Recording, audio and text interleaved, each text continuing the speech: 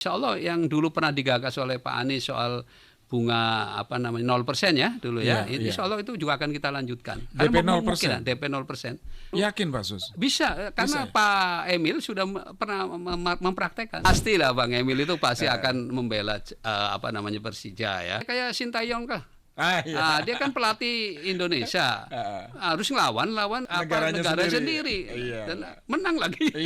Bayangkan, kalau PKS kan warnanya aja sudah ganti orange kan, udah cek mania tulen itu PKS.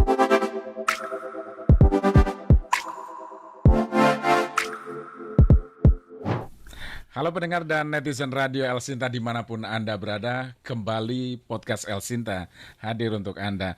Kali ini kami menghadirkan sosok bakal calon wakil gubernur DKI Jakarta yang lama tak terdengar suaranya, tapi tiba-tiba muncul direkomendasikan sebagai bakal calon wakil gubernur DKI Jakarta mendampingi Kang Ridwan Kamil. Saya langsung sapa Pak Suswono. Halo Pak Sus, apa kabar Pak Sus? Alhamdulillah, Assalamualaikum. Waalaikumsalam warahmatullahi wabarakatuh. Lama nggak jumpa ya. Lama banget Pak Sus. 10 tahun kita 10 di belakang tahun ya? layar aja. Oh iya, kalau dengan saya lebih dari 10 tahun kayaknya Pak Sus. Iya, ya. lebih lah.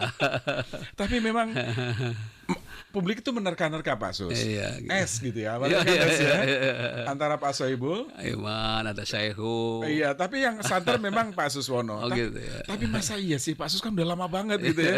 Nah kemana? Itu gimana ceritanya Pak Sus? Ya memang ya itulah kalau sudah takdir Allah ini kan susah dibendung ya. Iya. Karena memang kan awalnya kita sudah deklarasi aman kan. Betul. Ya Pak Anies dan Pak Soebul Iman. Jadinya ya kita harapkan mudah-mudahan dapat perahu ya. Cuma memang masalahnya PKS kan hanya 18 kursi. Jadi kurang 4 kursi aja sebetulnya Mas Firdaus. Sebelum keluar putusan MK. Ya kalau MK batal putusan sejak awal kan enak kita. Enak bener ya Pak. Aman pasti aman jalan. Tapi itulah makanya ya kadang-kadang kita perlu arif ya melihat sesuatu ya. Apa yang kita inginkan belum tentu menjadi sebuah harapan kita gitu ya. Kadang-kadang tidak. Tapi insya Allah semua itu ada hikmahnya lah ya Mas Yuda ya. Kita sebagai orang yang beriman tentu paham betul ya. Jadi memang setelah ya pada akhirnya tadinya kita juga gembira ketika Nasdem mengatakan kami mendukung Pak Anies kan dan wakilnya bukan dari Nasdem kan udah enak makanya kita deklarasi lagi Anies Soebul Iman kan gitu. Nah cuma ya pada akhirnya ya, ternyata juga sampai pada ya limit waktu yang PKS harus menentukan sikap kan karena kalau menunda-nunda terus kan juga ketinggalan juga ya. Akhirnya kita setelah juga melihat 10 tahun bersama Pak SBY ya waktu itu kan koalisi lalu 10 tahun di luar pemerintahan ya tentu kita menimbang-nimbangkan mana yang dia plus minusnya dan sebagainya ya pada akhirnya ini ada momentum di Jakarta ya karena kebetulan ini juga lagi-lagi kebetulan tapi ini tentu ya sudah kehendak Allah ya bahwa Pak Ridwan Kamil juga yang tadinya sudah digadang-gadang di Jawa Barat ya dan beliau elektabilitasnya juga tinggi. Isyaratnya kalau cuma cari jabatan ya mungkin di Jawa Barat lebih aman kan. Betul. Nah, tapi rupanya beliau juga diamanahkan untuk maju di Jakarta. Nah, begitu maju di Jakarta ada satu syarat yang beliau minta, memang supaya wakilnya dari PKS. Itu permintaan dari Pak. Kenapa wakil dari PKS? Logis juga karena PKS existing ada pemenang di Jakarta. Ya jadi wajar kalau kemudian dia juga berharap PKS bergabung. Nah disitulah mulai kita bisa membangun komunikasi ya dengan Kim itu makanya muncullah Kim Plus kan. Gitu. Kim Plus itu karena PKS masuk di situ ya. Nah tentu Pak Ridwan Kamil pun juga ya mungkin sekarang panggilannya Bang Emil ya. Bang Emil ya, bukan Kang lagi ya. Kang Emil. Menyesuaikan ya.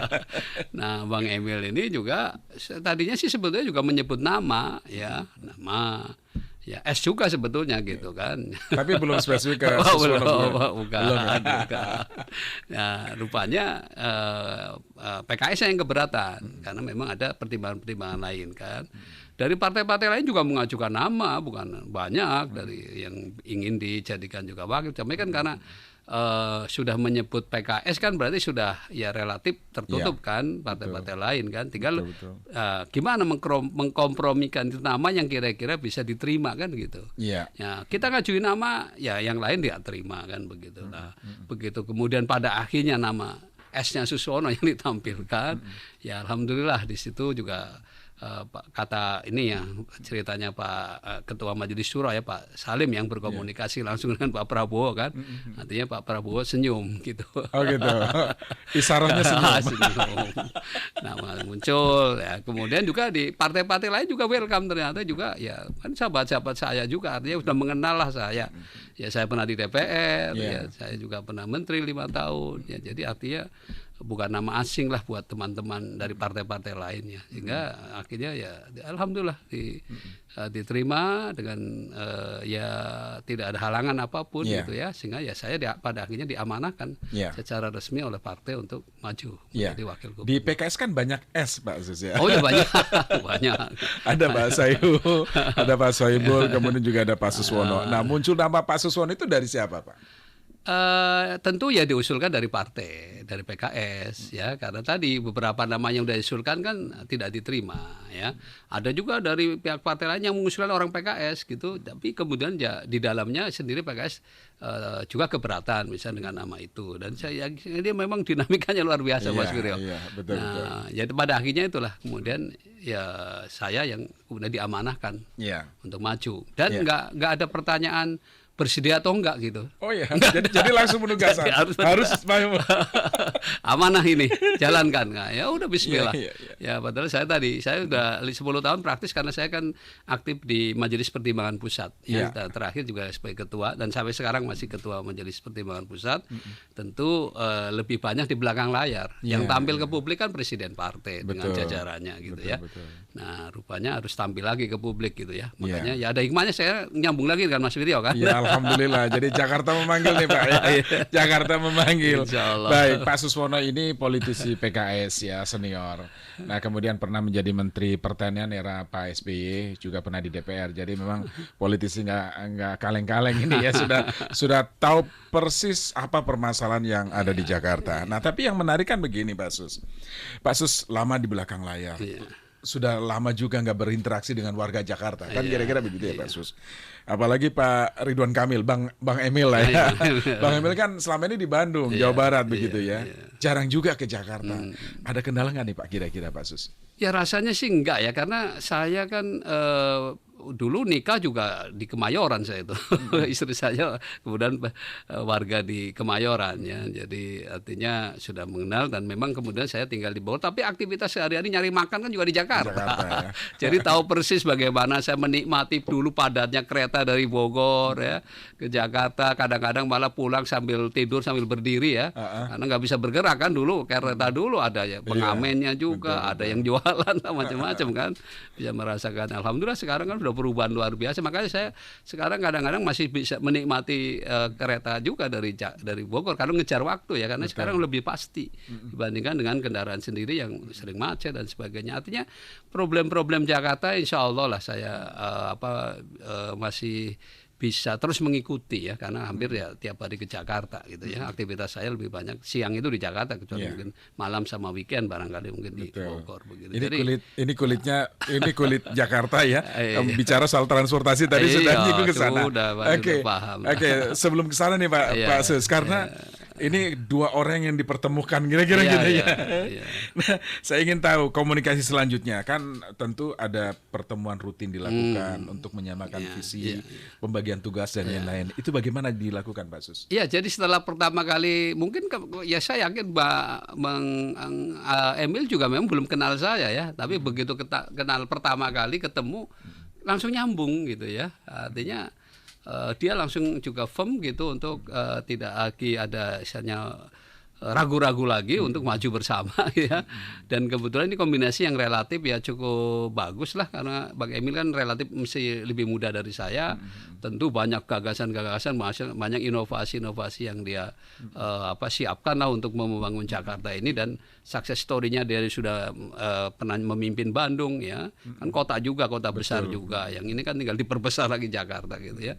Belum lagi pernah memimpin Jawa Barat yang penduduknya juga terbesar di Indonesia ya, provinsi terbesar penduduk di Indonesia. Nah tentu pengalaman-pengalaman itu yang lapangan ya, terutama Bang Emil kan sudah merasakan itu ya. Sehingga terobosan-terobosan yang mungkin dia akan lakukan Jakarta, saya lihat ada 70 gagasan lebih ya yang saya kira wah ini kalau benar dijalankan, wah ini orang Jakarta cukup nggak 5 tahun kira-kira. Ya mudah-mudahan sih ya, kalau memang ada akselerasi apalagi nanti dukungan dari pusat kan dengan inline ya, artinya pemerintah pusat tidak ada kendala, dukungan dari pusat nanti juga akan mengalir ke Jakarta ya dengan gagasan-gagasan besarnya beliau ya. Nah, maka tentu saya fungsinya yang tentu lebih senior, yang tentu punya pengalaman di DPR untuk membangun komunikasi politik, kemudian juga pengalaman menteri sebagai eksekutor juga pernah saya alami begitu ya. Nah, mudah-mudahan ini ya ibaratnya Bang Emil yang nanti ngegasnya gitu, saya ngeremnya.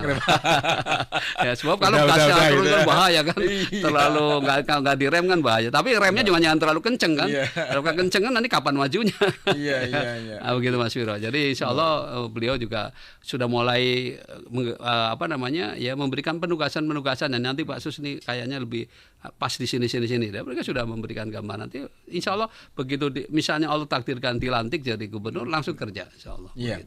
Jadi tidak ada istilah wakil ini ban serep tuh nggak ada tuh ya. Mereka, saya paham betul ya Bang Emil itu. Artinya dulu beliau juga dulu wakil wali kota Bandung kan juga dari PKS ya. Nah, kebetulan namanya waktu itu Odet ya. Jadi makanya singkatannya juga Ridwan Odet. Nah, sekarang Ridwan Suswono, makanya Ridho juga. Jadi akan mengulangi kesuksesan Ridho di Bandung dengan Ridho nanti di Jakarta Insya Allah. Tapi kira-kira apa tantangan yang dihadapi di depan ini ya, Pak Sus dan juga Bang Emil. Nah, tantangan ke depan kira-kira apa nih? Jakarta kan sebentar lagi udah ditinggal nih, nggak ibu kota lagi kan? Betul. Ya, tapi kan memang untuk memindahkan sepenuhnya ke IKN saya kira pasti perlu waktu lah. Ya kan nggak mungkin tiba-tiba langsung kan. Ada proses. Artinya memang Jakarta yang nanti ke depan adalah tentu Jakarta baru. Maka ya kita tagline kita adalah Jakarta baru, Jakarta maju. Jakarta baru, Jakarta maju. Ya, makanya Jakarta baru tentu ya tidak lagi ibu kota, tapi kita akan bagaimana menuju Jakarta yang kota global ya. Nah, tentu akan banyak ya tadi inovasi-inovasi yang memang harus dilakukan ya, karena memang sebetulnya kan ya masalah Jakarta yang utama kan masih klasik ya, persoalan macet, persoalan banjir. Ya polusi ya yang seperti itu, perumahan juga yang kumuh masih cukup banyak di Jakarta. Nah, ini paling ya kita fokus pada real kebutuhan rakyat yang mendasar apa. Nah, itulah yang kita akan prioritaskan gitu ya. Ya, khusus persoalan perumahan. Nah, ini kan perumahan tapi kan perlu ini kan Mas Wiryo ya, yang perlu lahan.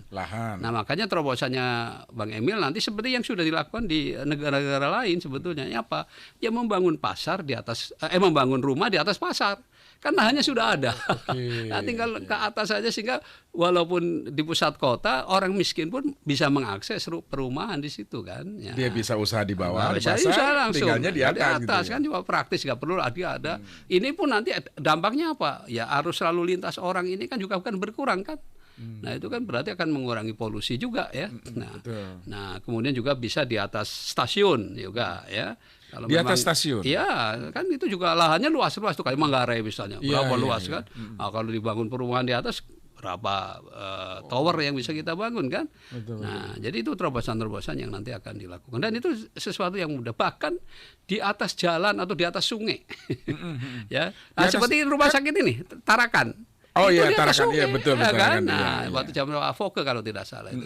Nah, itu kan bisa juga. Artinya ini soal regulasi aja yang mungkin perlu disesuaikan. Gitu. Hanya untuk ruang-ruang publik saja. Ya, ruang publik tentu saja. Yang tadi karena problem kita adalah problem di lahan. Nah, sehingga dengan memanfaatkan lahan-lahan yang terbatas itu, sehingga kemungkinan nanti bukan kemungkinan lagi, artinya dampaknya akan ada ruang-ruang publik yang terbuka yang makin banyak. Nah, sehingga warga juga akan bisa menikmati ya ruang-ruang publik yang mungkin ya seperti Ekopark lah di Tebet ya, saya lihat itu kan luar biasa, permainannya juga cukup menyenangkan buat anak-anak. Problem utamanya apa? Parkir. Nah di Ekopark itu saya lihat, saya pernah sama cucu-cucu ke situ. Waduh, ini bagus juga yang seperti ini. Nah, kalau diperbanyak ini kan membuat rakyat Jakarta bahagia kan. Betul, Ya, lihat anak-anak saya lihat menikmati betul gitu ya. Nah, tunggal problem sekarang parkir. Ya kan parkir kita kan bisa bikin yang ke atas kan. Ya. Nah, hal-hal seperti ini adalah terobosan-terobosan yang bisa kita lakukan. Iya. Begitu. Nah, saking banyaknya terobosan kan tentu butuh waktu yang sering untuk bertemu Pak Asus dan Bang Emil gitu ya. Nah, kira-kira bagaimana? Adakah pertemuan-pertemuan rutin yang dilakukan untuk membedah kira-kira apa yang harus dilakukan, membentuk tim? Ya, sekarang sudah ada tim gabungan ya untuk merumuskan visi misi ya, yang nanti yang sudah disetorkan ke KPUD ya, nanti kan akan direview oleh KPUD apakah sudah sejalan dengan RBCM Jakarta kan. Nah, kalau sudah tentu ya akan diterima dan itu kemudian di breakdown lagi ke program-program kan seperti itu. Dan ini sudah tim ini sudah bekerja ya, tinggal nanti kita tentu akan publish ya untuk menawarkanlah gagasan-gagasan besar kita ya pasangan Ridho ini untuk warga Jakarta. Ya sebetulnya kan makin banyak calon mungkin makin bagus ya. Betul. Sehingga adu gagasan kan. Adu gagasan, ada pilihan juga warga gitu ya. Yang penting rakyat jangan sampai terbelah gara-gara persoalan pilkada ya. Ini kita sudah punya pengalaman masa lalu yang enggak istilahnya kurang bagus ya. Ini jangan diulang ya. Saya kira makin kita dengan sekarang sudah berapa kali pemilu kan. Ya mestinya kan dalam berdemokrasi makin dewasa ya seperti itu. Iya. Nah, Pak Sus tadi kan sudah bicara soal masalah klasik Jakarta, banjir, kemudian macet gitu ya, lingkungan, asap dan lain sebagainya. Nah, dalam transportasi kira-kira kebijakan seperti apa sih Pak Sus yang ditawarkan untuk warga Jakarta? Ya memang kan problem tadi ya, arti ini satu paket tadi, bagaimana membangun perumahan yang kira-kira dekat dengan tempat kerja sehingga nanti ke tempat kerja tinggal jalan kaki kan, itu sudah pertama. Karena dari kalau tidak salah dari survei yang ada itu 30% pendapatan warga ini itu untuk transportasi. Ya, artinya kan sayang kan. Coba bayangkan kalau misalnya dia tinggal di situ, uang yang untuk transport bisa untuk nyicil rumah misalnya kan.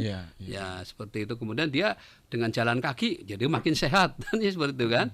Nah, itu dampak dari perumahan yang terpadu yang tadi ya, terintegrasi dengan persoalan kemacetan ya.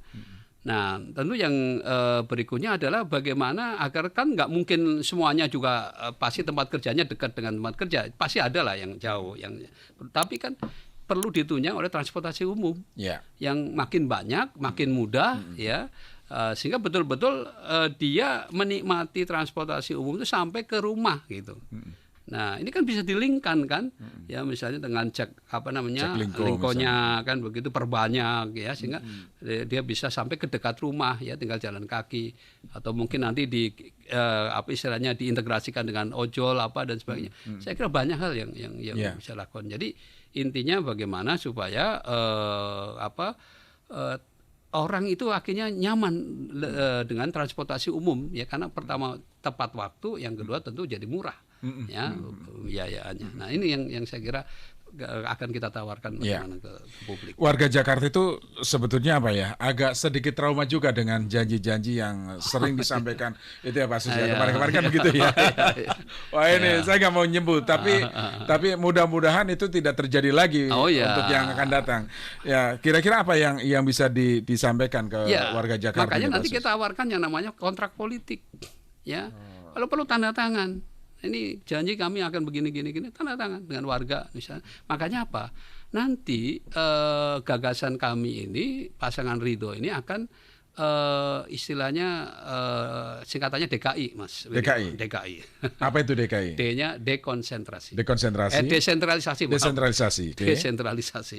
Artinya apa? Kita akan memberikan dana stimulan kepada RW-RW. Iya. Ya.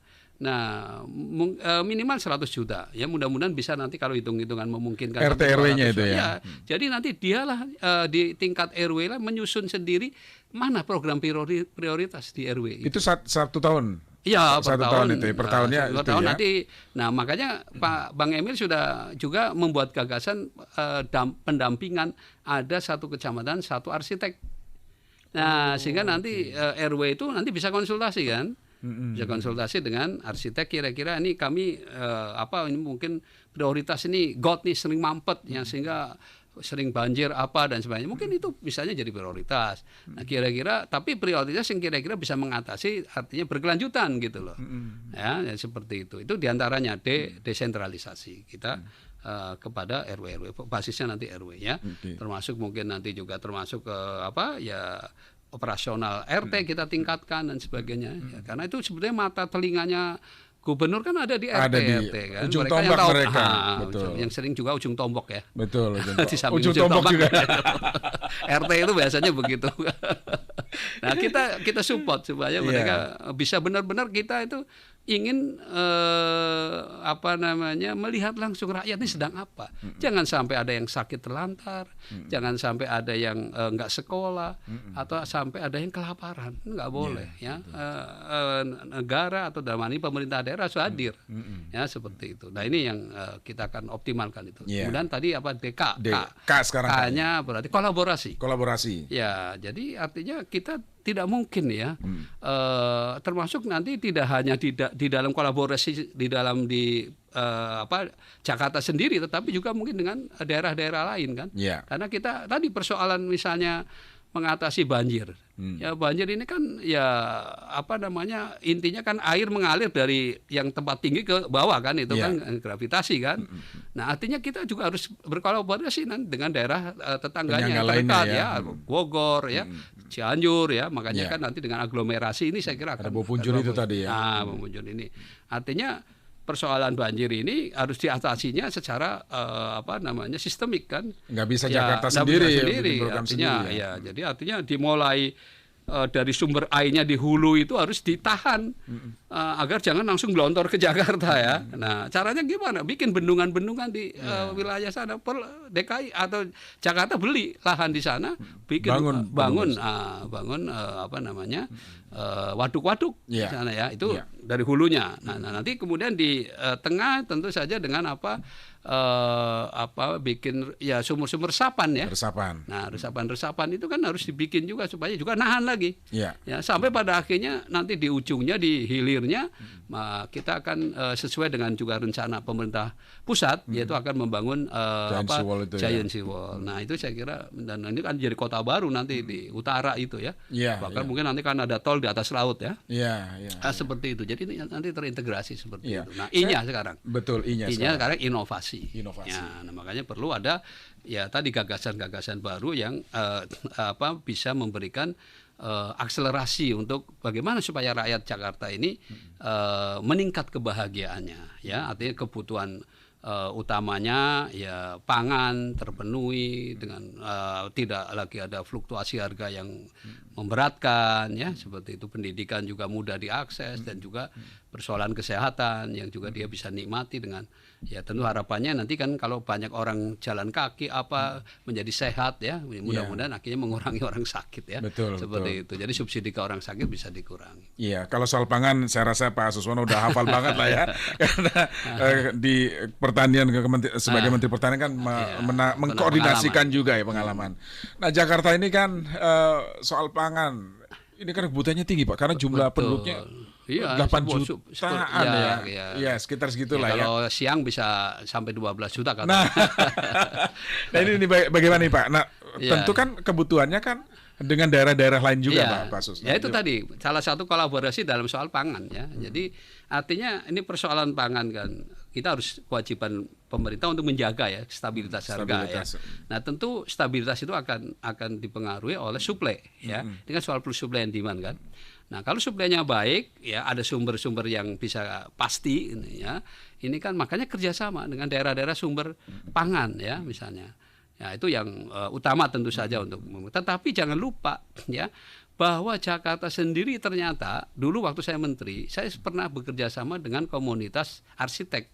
Dengan apa? Dengan kelompok yang namanya Indonesia Berkebun. Ya, nah yaitu apa? Urban farming, pertanian kota ya. Karena ternyata banyak lahan-lahan di Jakarta ini yang juga telantar. Nah padahal kalau ini didaya gunakan ya, dilatihlah anak-anak muda yang pada nganggur-nganggur itu misalnya supaya ini, tapi yang penting dijamin nanti pasarnya. Nah, jadi kan masalahnya kan mereka bisa Pasarnya, memproduksi, betul. bisa dilatih, tetapi mau jual gimana? Kan? Gitu ya? Nah, ini kan tentu kewajiban negara juga yang harus hadir, pemerintah harus hadir agar produk-produk dia itu diserap. Di samping juga tentu untuk kebutuhan pangan sendiri ya, keluarga. Ya, makanya dulu waktu saya menteri kan ada program namanya KRPL. Kawasan Rumah Pangan Lestari, yaitu urban farming, yaitu pekarangan sesempit apapun itu bisa. Atau apa gitu ya. Cabai masa nanam cabai aja nggak bisa, pakai polybag ya kan itu murah ya. Nah jadi ini banyak hal yang sebetulnya bisa diselesaikan. Bahkan ke depan kalau kesadaran berkebunnya itu nanti meningkat, nanti ke depan itu rumah jangan pakai genteng, didak. Oh pakai dak. Jadi di atasnya bisa buat kita itu bikin pertanian di atas rumah. Ya itu sangat mungkin matahari bersinar tiap hari kan sayang ini energi yang harusnya bisa untuk fotosintesis ya, tanaman-tanaman kita bisa perbanyak gitu ya. Dan di beberapa negara sudah terjadi tuh Mas Wiryo ya. Jadi ini yang nanti kita akan mudah-mudahan nanti banyak tumbuh kesadaran itu. Itu. Sebagai kota metropolitan kan bayangan orang ya bahwa Jakarta akan menjadi kota yang maju. Tapi di sisi lain ada kekhawatiran bahwa pendekatannya adalah hanya kepentingan untuk orang-orang kaya-kaya saja misalnya gitu ya. Sementara banyak juga kaum urban di Jakarta, kaum miskin kota dan sebagainya. Itu kan juga butuh ruang Pak Sus. Nah, apa yang bisa dilakukan untuk mereka yang Pak Sus akan lakukan kepada mereka nanti? Ya itu yang saya lihat di beberapa negara ya, seperti di Turki ya, saya pernah keliling ke beberapa kota ya. Artinya di daerah-daerah yang istilahnya dia sudah antisipasi ya. Di daerah-daerah yang dalam tanda kutip pedesaan saja, itu rumah sudah ke atas. Ya, jadi rumah ke atas, tetapi di bawahnya itu area tamannya itu orang seharian itu betah ya. Nah, sisanya untuk daerah pertanian. Ya gandum ini kalau kita lihat di sana itu Koya ya kalau nggak salah itu sepanjang mata memandang itu gandum. Ya luar biasa. Jadi itu sudah antisipasi. Nah, tentu apalagi di kota yang sudah padat seperti ini. Makanya ya supaya ruang terbukanya itu juga bisa dinikmati oleh mereka-mereka yang istilahnya orang miskin kota tadi ya. Dia bisa menikmati juga perumahan di tengah kota ya, yang tadi karena tidak lagi ya lahan sudah disediakan oleh pemerintah daerah kan. Nah, dengan cicilan yang murah, yang kira-kira terjangkau ya, bahkan insya Allah yang dulu pernah digagas oleh Pak Anies soal bunga 0% ya dulu ya. Insya Allah itu juga akan kita lanjutkan. DP 0%. DP 0%. Ya bukan 0%, DP-nya. DP 0% itu dulu. Yakin Pak Sus? Bisa, karena bisa. Pak Emil sudah pernah mempraktekkan di Bandung. Ya, sudah pernah dijalankan. Jadi ada penjamin. Nanti ada penjamin. Jadi kemudian juga masyarakat itu berkelompok. Jadi misalnya 5 orang ya, jadi yang nanti misalnya yang pinjam 4 orangnya itu ikut bertanggung jawab kalau sampai nanti cicilannya macet dan sebagainya. Itu berhasil bisa. Ya, jadi sistem pendampingan itu. Ada pendampingan. Karena di Jakarta kan juga menjadi pertanyaan akhirnya nggak jalan gitu. Itu dia, mana DP 0%? Khawatir itu yang masyarakat itu agak trauma dengan janji-janji. Makanya itu. Nanti itu kita evaluasi ya. Artinya kita juga jangan sepenuhnya misalnya langsung menyalahkan ya. Kan mungkin pasti ada kendala. Betul. Ya kendala-kendala apalah yang kemudian kita coba inventarisasi. Oh ternyata masalahnya di sini. Oh ini masalahnya. Jadi sesuatu yang kalau memang faktanya ini memang sulit dijalankan ya enggak apa-apa kita deklar. Karena ada faktor misalnya begini-begini. Tapi Mas sejak awal disampaikan itu ya Pak Sus. Iya, tapi nanti tapi komitmennya Bang Emil itu bahwa ini akan kita jalankan. Bisa katanya. Oke. Nah, selanjutnya soal pendidikan Pak Sus, akses pendidikan. Karena kita tahu setiap tahun ajaran baru gitu ya. Kan banyak yang ingin masuk sekolah negeri, tapi kurang. Ya, kebutuhan sekolah negeri sangat kurang. Nah, apa yang bisa Ya, sekolah ini kan kebutuhan dasar ya, warga yang memang dan apalagi dengan dijamin oleh konstitusi anggaran sampai 20%. Ya kan mestinya bisa seharusnya. Nah, ini juga nanti akan kita kalau memang ada masalahnya di mana gitu ya. Kenapa istilahnya subsidi yang seharusnya bisa tidak ada lagi rakyat yang tidak bisa mengakses pendidikan kok masih ada ya, berarti kan ini ada masalah. Nah ini yang nanti kita akan juga istilahnya ya gali ya permasalahan utamanya apa ya. Yang penting bahwa tidak boleh tadi kebutuhan rakyat soal yang biasanya untuk masyarakat menengah ke bawah terutama ya kan istilahnya dia kebutuhannya adalah pinter, kenyang, sehat kan. Nah, kalau menengah ke atas ya pintar, kaya, sehat. Nah, gitu. Okay. Ya, intinya gitu. Jadi pemerintah memang harus hadir dan sudah dijamin oleh konstitusi 20%. Ya, dengan dana yang cukup besar ini di DKI, sekarang DKJ ya, berarti daerah khusus Jakarta itu tidak ada alasan ya. Bahkan mungkin nanti sampai pada tingkat mereka yang mungkin masih semangat belajar ya, perguruan tinggi, mungkin kita carikan solusi juga supaya mereka juga tetap bisa kuliah. Beasiswa. Ya misalnya di universitas terbuka kan, ya dengan online sekarang ini kan memungkinkan kan ya. Jadi banyak hal-hal terobosan yang saya kira bisa lah ya. Jadi nanti kita kan dengan masa kampanye ini kita akan banyak mendengar nih. Ya, nanti kita dengan mendengar kita bisa menyerap aspirasi apa, nanti kita pilah-pilah mana yang prioritas ya. Ya intinya kami hadir ya, Ridho ini hadir untuk melayani, memberdayakan dan membela kepentingan rakyat Jakarta. Gitu, tapi dari 70 gagasan yang disampaikan Bang Emil, kira-kira menurut Pak Suswono yang melihat Jakarta dulu dan sekarang, mana yang akan diprioritaskan Pak Suswono sehingga janji atau apapun itu bukan janji kosong, tapi betul-betul langsung pendekatannya kepada kebutuhan warga Jakarta. Ya tadi 3 hal tadi yang utama tadi ya, soal pendidikan. Ya, itu jelas, pokoknya nggak ada lagi istilahnya katanya gratis, tapi kok masih ada pungutan ini, pungutan itu. Nah, itu betul kita bisa minimalisir ya, seperti itu. Ya kalau ada penyimpangan ya tentu kita akan bisa tindak kan seperti itu. Nah, yang kedua ya persoalan kesehatan ya. Kesehatan ini juga jangan sampai sering datang sudah pakai BPJS lagi apa yang seharusnya langsung dilayani, mungkin ada yang masih terlantar ya. Mungkin artinya apa? Kita perbanyak nanti bagaimana puskesmas ya sampai pada tingkat kemungkinan di kelurahan kan. Kan mungkin saja seperti itu diwujudkan ya, karena sekarang ini saya lihat 2 puskesmas di Jakarta sudah cukup banyak ya, tapi mungkin masih kurang. Ya itu tentu kita tambah agar mendekatkanlah kepada masyarakat, apalagi kayak di Pulau Seribu kan ya. Itu tentu harus yang tentu perlu perhatian khusus malah di sana ya. Nah terakhir persoalan ya masalah kesejahteraan ya tadi ya, soal lapangan kerja ini masih tinggi kan. Juga persoalan pangan yang tadi mungkin memang ini kan nanti kita bisa pilih. Ada orang yang memang nggak bisa makan ini atau bukan karena penghasilannya kurang. Nah tapi ada etos kerjanya masih ada. Dan tentu kan yang seperti ini kan kita latih diberdayakan. Betul. Kan. Tapi kan ada orang yang memang ya sudah jompo misalnya ya, sudah artinya nggak mungkin lagi ada untuk bisa mengakses apa istilahnya dengan kerja dan sebagainya. Ya mereka kan harus dilayani ya. Nah kan ada bantuan langsung tunai atau bantuan apa yang bisa kita langsung berikan, dan kita juga nanti apa ya, tidak semua mesti harus dengan APBD ya.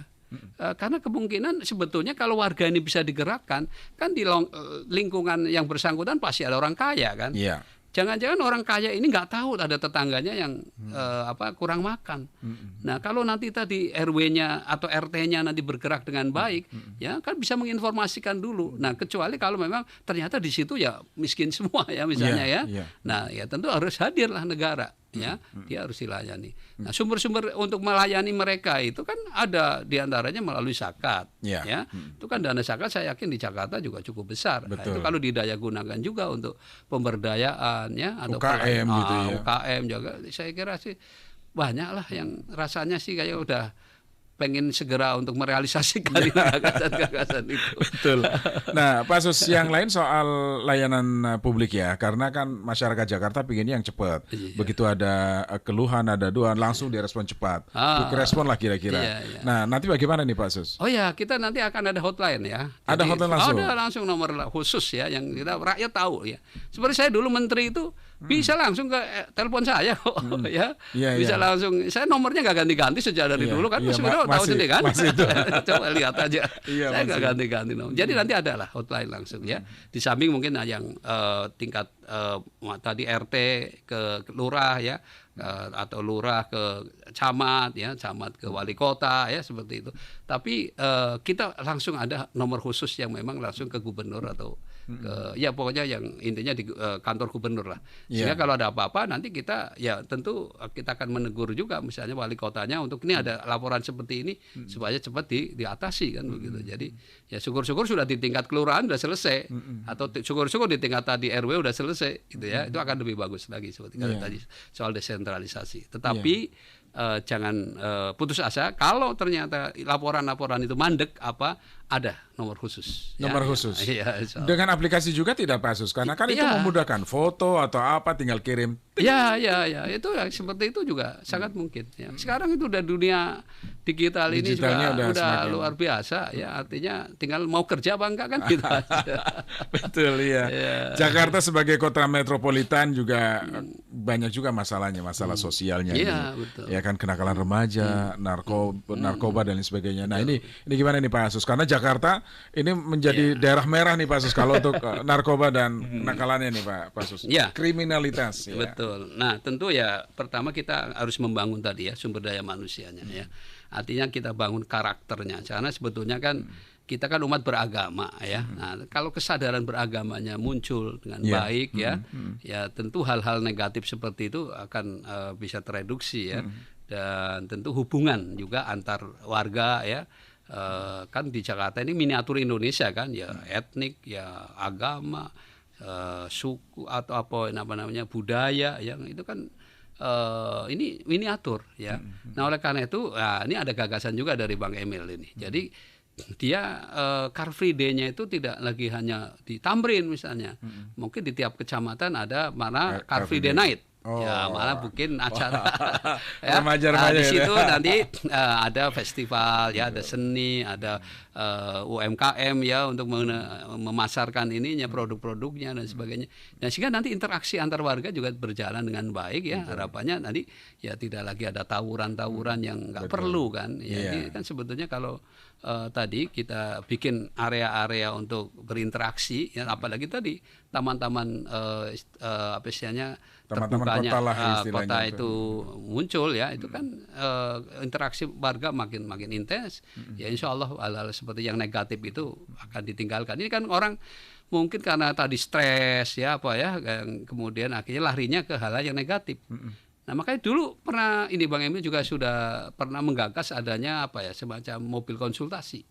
Ya, jadi dia mobil keliling itu untuk mereka yang ada permasalahan ya, persoalan psikologi ya atau persoalan apalah dalam dirinya yang bisa makanya di mobil itu nanti ada ustadz, ada rohaniawan ya, ada juga psikiater ya, psikolog gitu ya. Nah, itu tempat konsultasi ya, yang stres itu nanti bisa disitulah mencurahkan apa yang menjadi kegalauan. Wah, ini baru pertama kali nih kayaknya. Ya itu makanya menarik gagasan-gagasannya beliau yang saya kira saya akan support lah sebenarnya gitu. Tapi yang kemudian viral akhir-akhir ini kan ada penolakan karena background dulu mulai Bang Emil ya ini supporter bola lah kira-kira gitu ya. Nah ini jadi kendala nggak Pak Sus? Insya Allah karena belum ketemu saja. Ya artinya kalau sudah nanti berinteraksi ya kayak Sintayong kah? Dia kan pelatih Indonesia harus lawan negara sendiri. Dan menang lagi. Bayangkan pastilah Bang Emil itu pasti akan membela Persija ya atau Jackmania itu pasti nanti akan bersama-sama ya bagaimana supaya membangun persepak bolaan yang sportif lah namanya juga sport ya harusnya sportif kan betul. Dan tentu kita sekarang ini kan Persija nggak bisa main di Jakarta kan? Kita akan jamin lah mudah-mudahan nanti kita bisa Persija ini bisa main di Jakarta sendiri, masa di kotanya sendiri nggak bisa main ya kan gitu. Jadi ironis kan.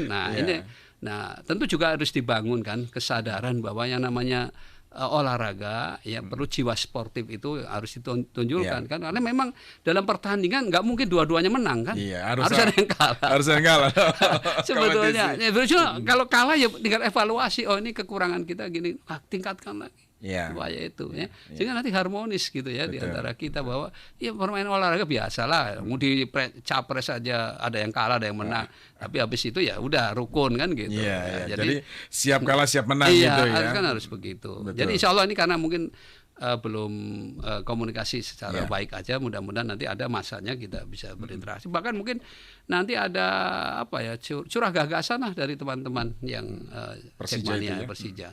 Kalau PKS kan warnanya aja sudah ganti orange kan. Udah Jackmania tulen itu PKS. Iya. Oke, terakhir Pak Sus.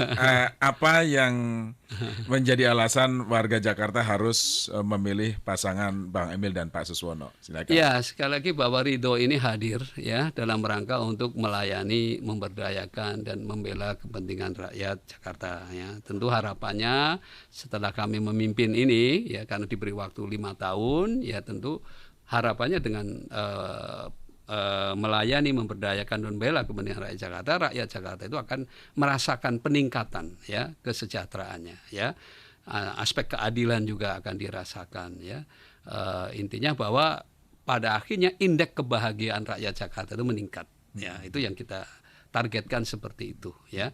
Dan kami hadir ya betul-betul memang ya boleh dikatakan kalau istilahnya ya Bang Emil sendiri juga sudah punya pekerjaan, ibaratnya untuk keperluan rumah tangga ataupun penghasilan ya nggak kurang-kurang lah ya. Bukan dalam rangka mencari pekerjaan lah, kira-kira gitu ya. Saya pun juga pernah DPR, pernah menteri, anak-anak pun sudah pada berumah tangga, sudah mandiri ya. Nah, ini bagian dari untuk amal soleh lah. Kami dengan Bang Emil ini untuk secara all out melayani rakyat Jakarta. Jadi insya Allah mudah-mudahan dengan di akhir hayat ini ya paling tidak bisa memberikan sesuatu yang manfaat, karena kan di hadisnya itu khairunas ayang ba'hum linnas ya, jadi sebaik orang yang bermanfaat bagi orang lain, dan kami hadir untuk itu ya. Mudah-mudahan Allah mudahkan jalan untuk itu ya, begitu Mas Wirya. Baik, sukses selalu Pak Suswono ya. Terima kasih sudah hadir di studio podcast Elsinta. Saya doakan semoga sukses di Jakarta. Terima kasih. Assalamualaikum Pak Sus. Waalaikumsalam warahmatullahi wabarakatuh. Pendengar dan netizen, demikian tadi wawancara kami bersama bakal calon wakil gubernur daerah khusus Jakarta, Suswono. Nantikan podcast pada kesempatan berikutnya. Saya Wiryo, sampai jumpa.